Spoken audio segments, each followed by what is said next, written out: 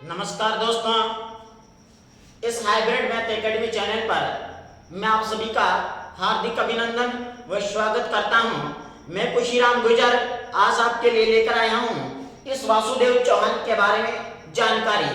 देखिए, हमने इन दो लेक्चरों में चौहान वंश की उत्पत्ति के बारे में पढ़ा और चौहान वंश की शाखाओं के बारे में पढ़ा और हमने चौहान वंश की मूल शाखा की बात की दोस्तों, जिसको माना जाता है शपादलक शाखा। देखिए, हम आज इस वासुदेव से इस कहानी को स्टार्ट करते हैं, यहां से हम इस कहानी को शुरू करते हैं। तो देखिएगा कि मैं लड़खड़ा कर भी तेरी महफिल तक आ पहुंचा, कि मैं लड़खड़ा कर भी तेरी महफिल तक आ पहुंचा, एक दिन मेरे कदम तेरी मंजिल तक आ पहुंचे, अरे मैं तुझे पा ना सका। इस बात का दुख नहीं, ये क्या कम था जो मेरी आवाज तुम्हारे दिल तक आ पहुंची। आज मैं यहाँ से इस कहानी को शुरुआत करता हूँ। देखिए, हम वासुदेव चौहान के बारे में जानते हैं दोस्तों। देखिए, मैंने कल भी बात की दोस्तों कि ये जो वासुदेव चौहान है, इस वासुदेव चौहान को यानी सफादलक्ष के, अगर मैं बात करूं तो सफादलक्ष यानी ये जो सफादलक्ष शाखा है दोस्तों, इस सफादलक्ष शाखा के इनको क्या कहते हैं? तो इनको कहते हैं दोस्तों संस्थापक। बताइएगा क्या कहते हैं? संस्थापक। यानी सफादलक्ष शाखा के जो संस्थापक माने जाते हैं वे कौन माने जाते हैं? वासुदेव चौहान। यानी यहाँ तक की बात तो हमने उस लेक्चर में कर ली थी। यानी इसके बारे में हमें जानकारी किस शिलालेख से मिलती है? तो हमें बिजोलिया शिलालेख से इसके बारे में जानकारी मिलती है। तो देखिए दोस्तों, अगर मैं बात करूं कि इस वासुदेव चौहान ने ये जो सफादलक्ष शाखा है, यहाँ आकर इसने 551 ईस्वी यानी अगर मैं बात करूं तो 6ठी शताब्दी में इसने क्या की? चौहान वंश की स्थापना की। इसलिए सफादलक्ष के चौहान का संस्थापक, आदि पुरुष व मूल पुरुष इसे कहा जाता है। आज हम इसको यहाँ से आगे की बात करते हैं कि ये जो सफादलक्ष नामक स्थान है दोस्तों, ये है हमारा सामर में। बताइएगा कहाँ है? सामर में। तो इस वासुदेव चौहान ने क्या किया दोस्तों? तो वासुदेव चौहान ने इस सामर में यानी एक झील का निर्माण करवाया। बताओ किसका निर्माण करवाया? झील का निर्माण करवाया दोस्तों। अगर मैं बात करूं तो ये जो झील थी, ये झील थी दोस्तों सामर झील।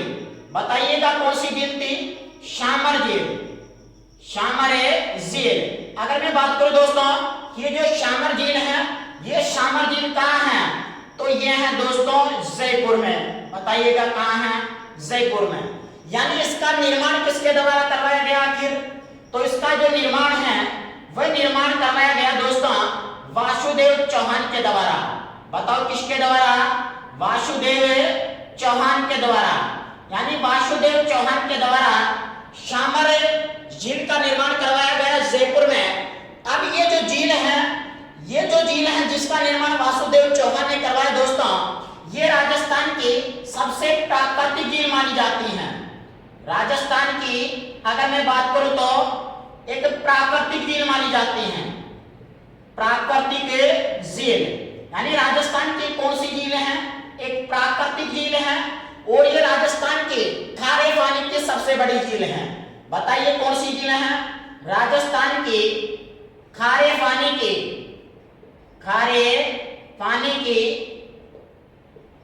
सबसे बड़ी झील है। सबसे बड़ी झील है। यानी राजस्थान की खारे पानी की सबसे बड़ी झील कौन सी है? तो है दोस्तों सामर झील, जिसका निर्माण जयपुर में वासुदेव चौहान के द्वारा करवाया गया।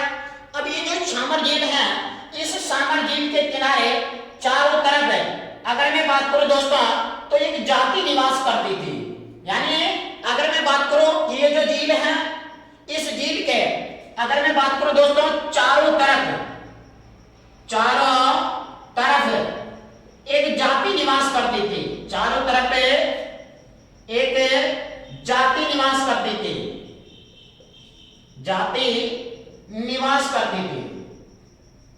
यानी अगर मैं बात करूं दोस्तों तो ये जो सामर झील है, इस सामर झील के चारों तरफ एक जाति निवास करती थी और उस जाति का नाम था चौहान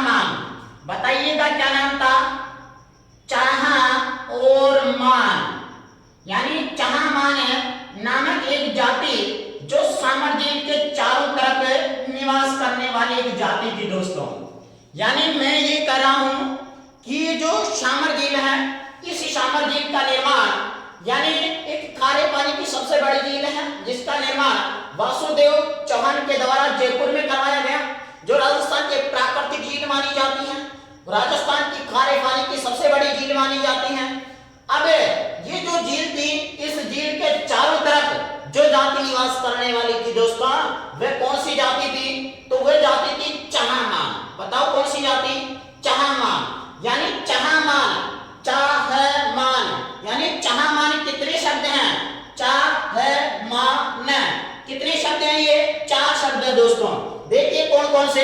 अगर मैं बात करूं, एक है चाप, एक है चाप, और है से है दोस्तों हरी, है से हरी और मां से मान। इसके अलावा अगर मैं बात करूं न, नए से नए, नए का अर्थ होता है दोस्तों नीति। यानी ये कितने शब्द हैं? 4 शब्द, और इन 4 शब्दों से ही कौन सी जाति बनी है? चहामान जाति। अगर मैं बात करूं तो देखिए इस चाप का अर्थ क्या होता है? पहली चीज अगर मैं बात करूं दोस्तों, तो इस चाप का अर्थ होता है कि ये जो जाति थी ये धनुर्विद्या में निपुण थी। बताइए किसमें? तो अगर मैं बात करूं तो धनुर्विद्या,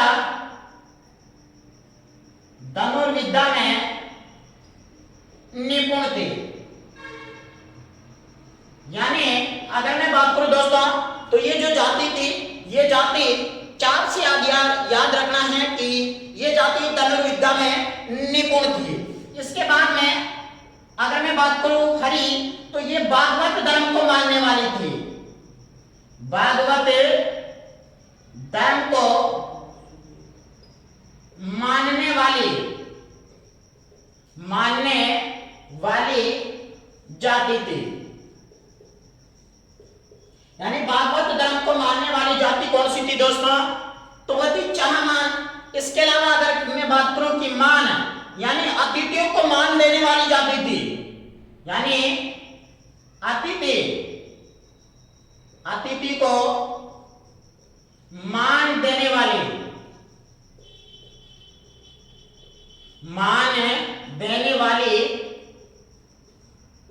जाति थी। अतिथियों को मान देने वाली जाति थी। अगर मैं बात करूं नीति से, अब ये जो चहामान शासक हुए, ये कौन से शासक थे? तो ये थे नीतिवान शासक थे। नीतिवान शासक थे। यानी हमने क्या पढ़ा दोस्तों? हमने इस वासुदेव चौहान के बारे में पढ़ा है कि इस वासुदेव चौहान ने क्या किया। तो वासुदेव चौहान ने वह किया दोस्तों कि मतलब कि ये यहां से, कहां से, जंगल प्रदेश से भागकर ये हमारी सफादलक शाखा पर आकर चौहान वंश की स्थापना करने वाले शासक थे। और इन्होंने 551 ईस्वी में इस सफादलक शाखा की स्थापना की। और इस सफादलक शाखा की जो इसने राजधानी बनाई दोस्तों, अहिच्छत्रपुर नागौर को बनाई। अगर मैं बात करूं तो उसके बाद में इसने इस जयपुर में शामर झील का निर्माण करवाया। किसके द्वारा? वासुदेव चौहान के द्वारा, जो राजस्थान की प्राकृतिक झील है, राजस्थान की खारे पानी की सबसे बड़ी झील है। और इस झील के चारों तरफ जो निवास करने वाली जाति थी उसका नाम था चहामान। ये चहामान 4 शब्द हैं जिनके अर्थ होते हैं चा से चाप, ह से हरि, मां से मान, न से नए, नीति। यानी अगर मैं बात करूं कि चाप मतलब कि ये जो चहामान थे ये धनुर्विद्या में निपुण थे। इनके अलावा हरि से यानी भागवत धर्म को मानने वाली जाति थी, अतिथियों को मान देने वाली जाति थी। इनके अलावा ये नीतिवान शासक हुए हैं। अब ये धीरे धीरे ये जो चहामान है, ये चहामान से इनका नाम परिवर्तित होकर क्या हो गया?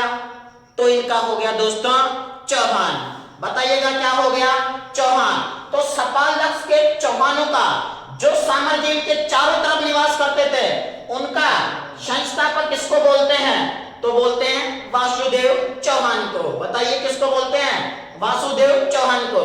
तो हमने इस झील से संबंधित बात की और इसके चारों तरफ निवास करने वाली जाति से संबंधित बात की। अब देखिए एक बात तो आप यहाँ का स्क्रीनशॉट लो इस वासुदेव चौहान से संबंधित शाकंभरी यानी सामर झील से संबंधित का, और आगे की हम बात करते हैं। तो देखिए हम आगे बात करते हैं इस वासुदेव चौहान की कि तुम्हें मंजिल को पाना है, कि तुम्हें मंजिल को पाना है चोरा, खुदा की कसम, खुदा की कसम, तुम्हें मंजिल को तो पाना है चोरा, खुदा की कसम, खुदा की कसम, मैं तुम्हें भूल जाऊं ये हो नहीं सकता, ओ मेरा सफर। तो देखिए हम सफर को भूल नहीं सकते, तो सफर को पाने के लिए हमें मेहनत करना होगा, और उस मंजिल तक पहुंचने के लिए हमें क्या करना होगा, तो एक सुगम और एक सही रास्ता अपनाना होगा, एक सही मैटर के साथ हमें काम करना होगा या हमें पढ़ना होगा दोस्तों। तो हम उसी मैटर के ऊपर चर्चा कर रहे हैं। आपको यहाँ से एक भी क्वेश्चन ऐसा नहीं लगेगा कि बाहर जाने की संभावना होगी। तो आपको अगर ये वीडियो पसंद आता है तो इसको अपने दोस्तों के साथ ज्यादा से ज्यादा शेयर करें, लाइक करें, कमेंट करें, और हमें बताएं कि हमारे अंदर क्या कमी है और क्या हमारे बताई हुई चीज आपके समझ में आ रही है। तो आके हमारा हौसला आगे बढ़े और हम अच्छी से अच्छी चीज आपको देने की कोशिश करें। तो देखिए दोस्तों, अगर मैं बात करूं इस वासुदेव चौहान की, तो देखिए इस वासुदेव चौहान ने क्या किया। तो इस वासुदेव चौहान ने जयपुर में, देखिए पहले तो इसने सामर झील का निर्माण करवाया दोस्तों। इसके बाद में अगर मैं बात करूं तो इसने जो जयपुर है, इस जयपुर में क्या किया, तो देखिए इसने जयपुर में दोस्तों सामर नामक स्थान पर इसने शाकंभरी माता के मंदिर का निर्माण करवाया। शाकंभरी माता के मंदिर का क्या करवाया, इसने निर्माण करवाया दोस्तों, निर्माण करवाया। यानी अगर मैं बात करूं दोस्तों तो इस वासुदेव चौहान ने क्या किया, तो वासुदेव चौहान ने जयपुर में शाकंभरी माता के मंदिर का क्या करवाया दोस्तों, निर्माण करवाया। अगर मैं बात करूं किसने ये जो मंदिर का निर्माण करवाया, यानी अगर मैं बात करूं इस मंदिर की, तो देखिए यानी ये जो मंदिर है दोस्तों, ये मंदिर किसका है, तो ये मंदिर है अगर मैं बात करूं तो शाकंभरी माता का, शाकंभरी माता का। और ये जो शाकंभरी माता का जो मंदिर है दोस्तों, ये मंदिर है सामर में। बताइए कहां है, सामर में। अगर मैं बात करूं कि सामर कहां है, जयपुर में। और सामर जयपुर में, यानी सामर जयपुर से 70 किलोमीटर दूरी पर जिसका जो निर्माण करवाया इस मंदिर का, वह निर्माण करवाया अगर मैं बात करूं तो वासुदेव चौहान के द्वारा 7वीं शताब्दी में। बताओ कब करवाया, वासुदेव चौहान द्वारा इसका निर्माण करवाया दोस्तों 7वीं शताब्दी में, 7वीं शताब्दी में। यानी इस मंदिर का निर्माण, जो शाकंभरी माता के मंदिर है, इस मंदिर का निर्माण सामर जयपुर में वासुदेव चौहान के द्वारा 7वीं शताब्दी में करवाया गया दोस्तों। अब देखिए आपके दिमाग में आएगा कि ये जो शाकंभरी माता है, ये जो शाकंभरी माता है जिसका निर्माण वासुदेव चौहान के द्वारा करवाया गया, आखिर इस शाकंभरी माता को शाकंभरी नाम क्यों दिया गया। तो ऐसा बताया जाता है कि देवी भागवत पुराण के अनुसार एक बार यहाँ राक्षसों के विनाश के कारण, यानी राक्षसों के कारण, उनके प्रकोप के कारण यहाँ क्या हो गया था, यह जो क्षेत्र है इस क्षेत्र में अकाल पड़ गया था।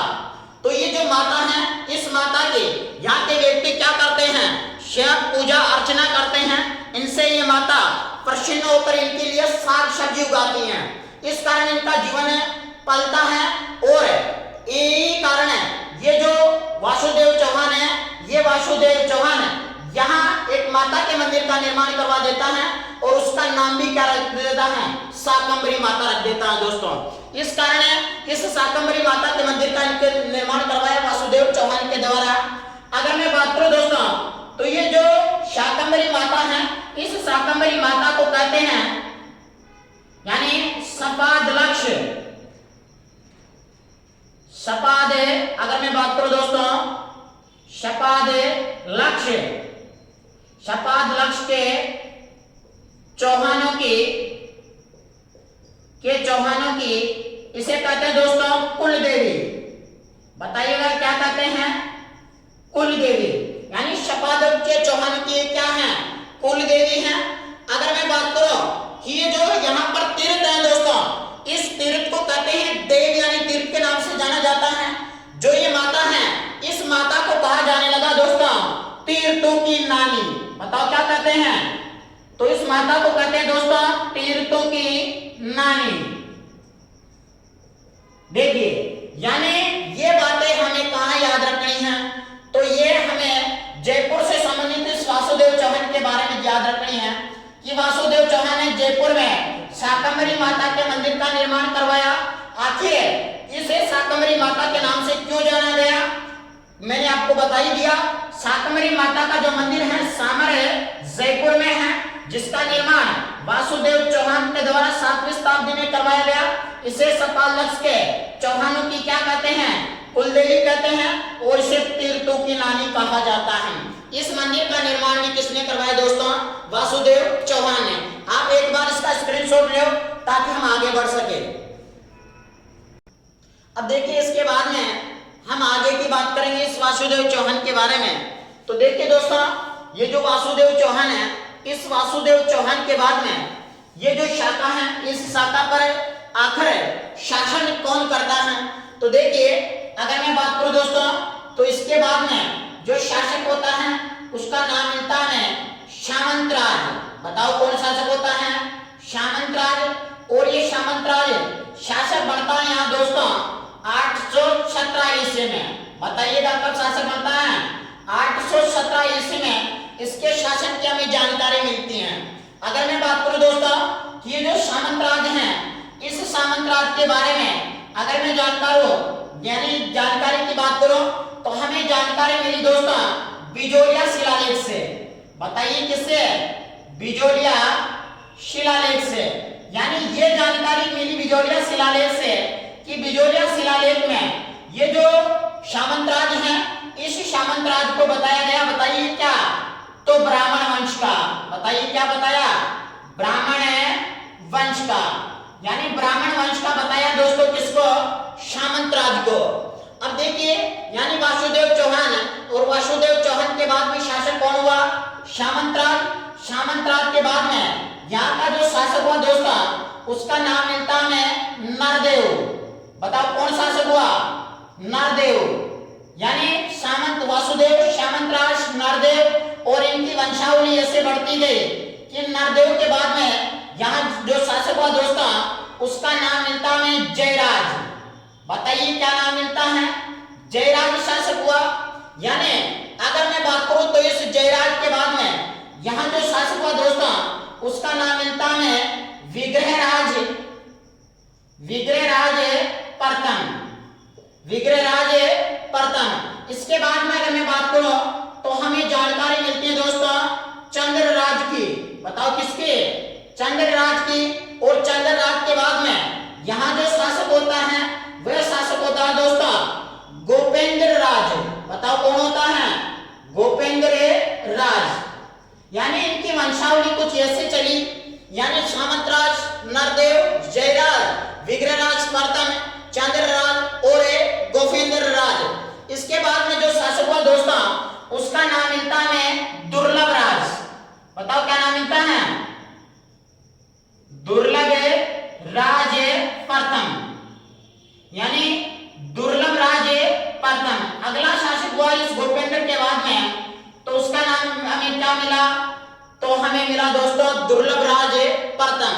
अगर मैं बात करूं तो ये दुर्लभ राज जो प्रथम था, इस दुर्लभ राज प्रथम के समय अगर मैं बात करूं तो अजमेर में सर्वप्रथम मुस्लिम आक्रमण हुए। सर्वप्रथम है, अगर मैं बात करूं दोस्तों तो कौन से आक्रमण हुए? मुस्लिम आक्रमण हुए। मुस्लिम आक्रमण हुए। यानी इस दुर्लभ राज प्रथम में आपको क्या याद रखना है कि दुर्लभ राज प्रथम के समय अजमेर में सर्वप्रथम मुस्लिम आक्रमण हुए। इसके अलावा अगर मैं बात करूं दोस्तों, तो ये जो दुर्लभ राज है, इस दुर्लभ राज के समय क्या हुआ, तो देखिए अगर मैं बात करूं दोस्तों, तो इन्होंने प्रतिहार शासक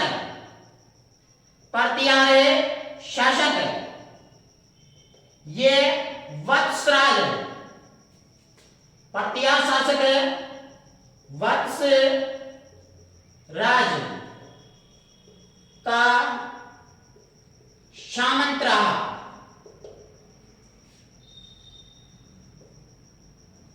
यानी दोस्तों ये प्रतिहार शासक वत्सराज का क्या रहा, सामंत रहा। कौन है, दुर्लभ राज। तो इसके बारे में आपको कितनी चीजें याद करनी है, तो 2 चीजें। यानी इसके समय अजमेर में सर्वप्रथम मुस्लिम आक्रमण हुए, इसके समय प्रतिहार शासक वत्सराज का ये कुछ सामंत रहा है। सामंत का मतलब एक नौकर रहा है। इसके अलावा अगर मैं बात करूं दोस्तों, तो इस दुर्लभ राज के पश्चात में यहाँ जो शासक बनता है दोस्तों, उसका नाम मिलता है गुहद प्रथम। बताइए क्या नाम मिलता है, गुहद प्रथम। यानी ये जो शाखा है, इस शाखा का यानी दुर्लभ राज प्रथम के बाद में शासक कौन बनता है, तो बनता है दोस्तों गुहद प्रथम। अगर मैं बात करूं कि जो गुहद प्रथम था, इस गुहद प्रथम के समय क्या हुआ, तो देखिए ये जो गुहद प्रथम था, इसके समय अगर मैं बात करूं तो प्रतिहार शासक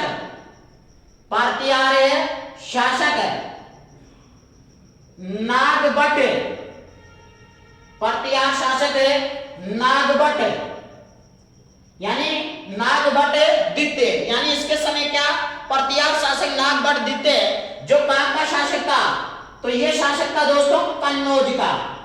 बताओ कहां का शासक था, कन्नौज का। और ये कन्नौज कहां पड़ता है, तो कन्नौज पड़ता है दोस्तों यूपी में। बताइए कहां पड़ता है, यूपी में।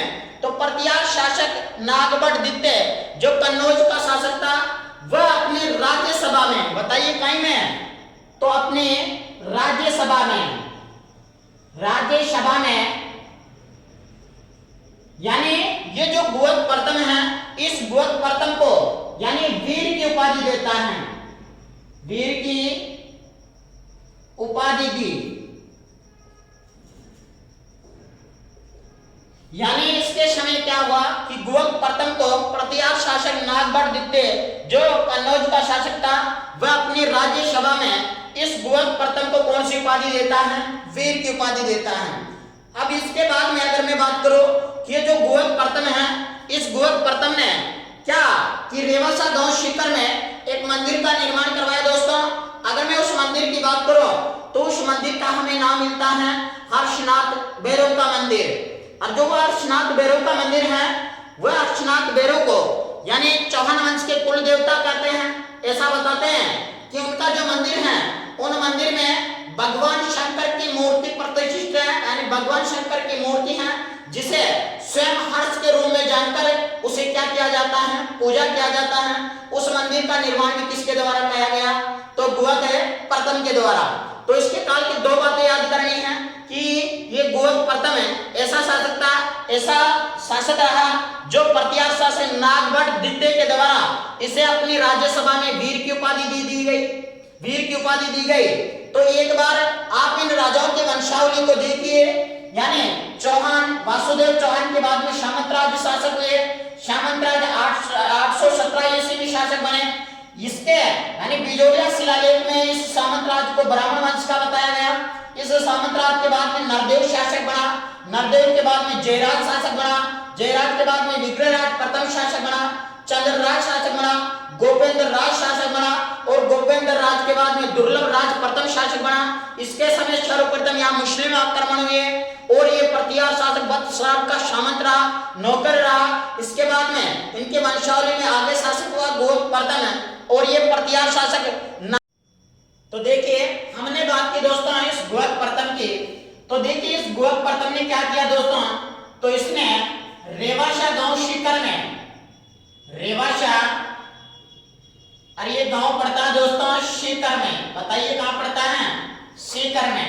तो इसने क्या किया दोस्तों, रेवाशा गांव सीकर में, तो रेवाशा गांव सीकर में इसने क्या किया, तो इसने हर्षनाथ बेरो मंदिर का निर्माण करवाया। हर्षनाथ बेरो, हर्षनाथ बेरो मंदिर का क्या करवाया दोस्तों, इसने निर्माण करवाया, निर्माण करवाया। यानी हर्षनाथ बेरो के मंदिर का निर्माण किसके द्वारा करवाया गया, तो गोवक प्रथम के द्वारा करवाया गया। कहां, रेवाशा गांव सीकर में। और ये जो हर्षनाथ बेरो है, इस हर्षनाथ बेरो को कहते हैं दोस्तों चौहान वंश का कुल देवता। बताओ क्या कहते हैं, चौहान वंश का कुल देवता कहते हैं। यानी चौहान वंश का कुल देवता वे कौन है, तो वह दोस्तों हर्षनाथ, और इनका मंदिर कहां है, रेवाशा गांव सीकर में। अगर मैं बात करूं कि इनका जो मंदिर है, यानी इनके जो मंदिर है, इनके मंदिर में भगवान शंकर की मूर्ति है, भगवान शंकर, भगवान शंकर की मूर्ति। यानी अगर मैं बात करूं कि इनका जो मंदिर है, इनके मंदिर में भगवान शंकर की मूर्ति है, और उनकी जो मूर्ति है, इनकी ही यहाँ क्या की जाती है, तो यहाँ की जाती है दोस्तों पूजा। यानी इस भगवान शंकर की जो यानी इनका मंदिर है, उनमें भगवान शंकर की मूर्ति है, और उनकी क्या की जाती है, पूजा की जाती है दोस्तों। और वो किस नाम से, तो वह मानते हैं उसको हर्षनाथ। बताओ क्या मानते हैं, हर्षनाथ। यानी हर्षनाथ नाम से भगवान शंकर की मूर्ति हर्षनाथ बेरो, यानी हर्षनाथ बेरो मंदिर में की जाती है। तो ये जो बात है, ये बात तो हमने गोवक प्रथम की जानी। अब देखिए इस गोवक प्रथम के बाद में यहाँ जो शासक बनता है दोस्तों, तो उसका नाम मिलता है, अगर मैं बात करूं तो चंद्रराज द्वितीय। बताओ क्या नाम मिलता है, चंद्रराज द्वितीय। और इस चंद्रराज द्वितीय के बाद में अगर मैं बात करूं तो यहाँ का जो शासक होता है उसका नाम मिलता है दोस्तों, अगर मैं बात करूं तो गोवक द्वितीय। यानी अगर मैं बात करूं दोस्तों, तो इसके बाद में चंद्रराज द्वितीय के बाद में यहाँ के अगली वंशावली किसकी आती है, अगला शासक कौन बनता है, गोवक द्वितीय। तो गोवक द्वितीय शासक बनते ही अपने यानी यहाँ से क्या करता है, संघ यानी शक्ति को बढ़ावा देता है। यानी अगर मैं बात करूं तो शक्ति को बढ़ावा दिया, यानी अपनी शक्ति को बढ़ावा देता है। और क्या करता है, तो अगर मैं बात करूं तो अपनी बहन, यानी अपनी बहन कलावती, यानी अपनी बहन कलावती का ये विवाह कर देता है। अगर मैं बात करूं तो विवाह करता है, विवाह करता है किसके साथ में, प्रतिहार शासक, प्रतिहार शासक भोजराज के साथ में। बताओ किसके साथ में, भोजराज के साथ में। यानी देखिए इनकी वंशावली का क्रम कुछ ऐसा रहा। यानी गोवक प्रथम ने तो यहाँ पर क्या किया दोस्तों, तो रेवाशा गांव सीकर में हर्षनाथ बेरो के मंदिर का निर्माण करवाया, जिसे चौहान वंश का कुल देवता कहते हैं। इनके मंदिर में भगवान शंकर की मूर्ति है और उनकी पूजा की जाती है, किस रूप में, हर्षनाथ जी के।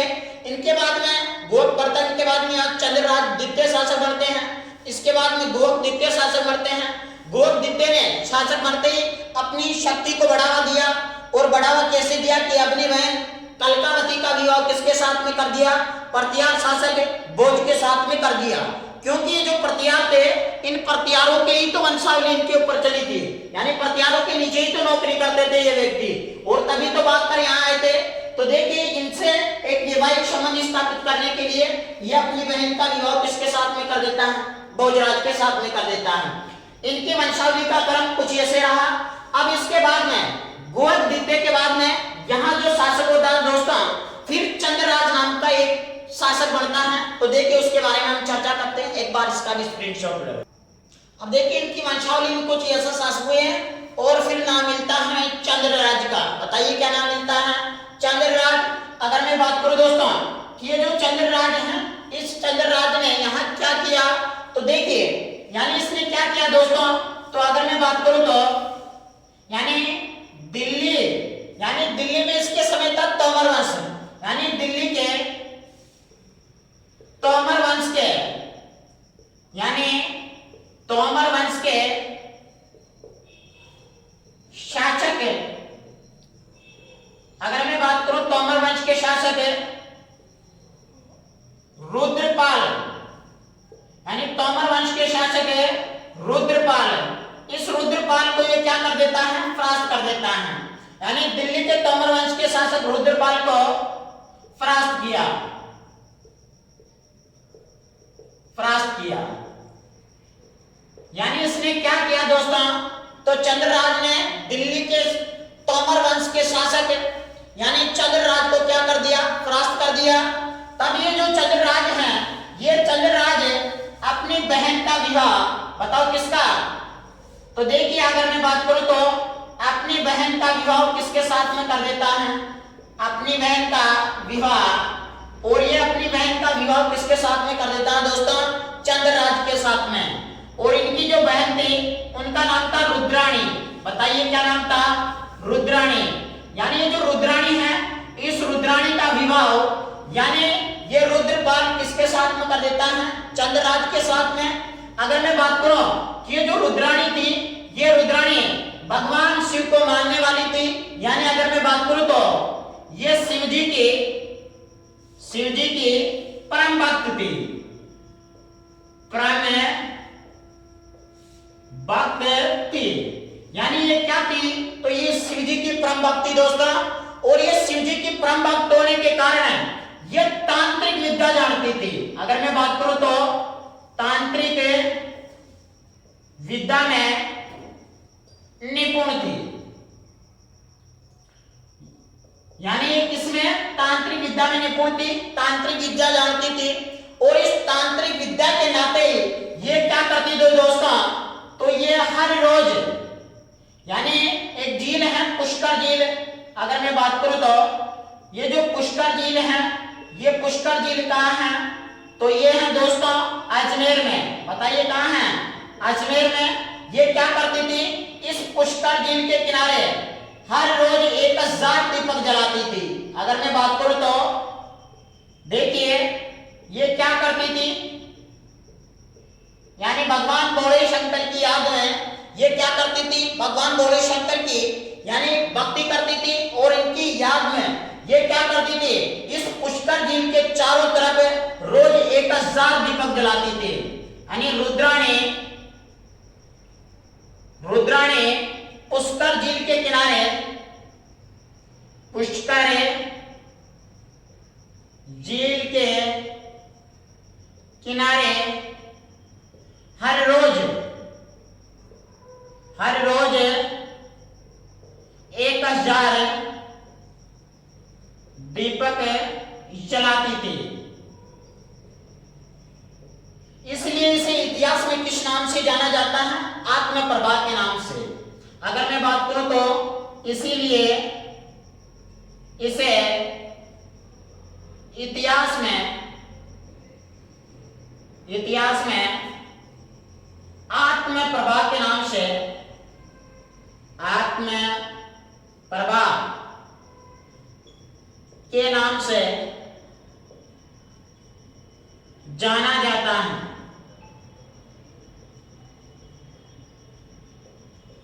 बताइए किस नाम से जाना जाता है? तो इसे इतिहास में किस नाम से जाना जाता है?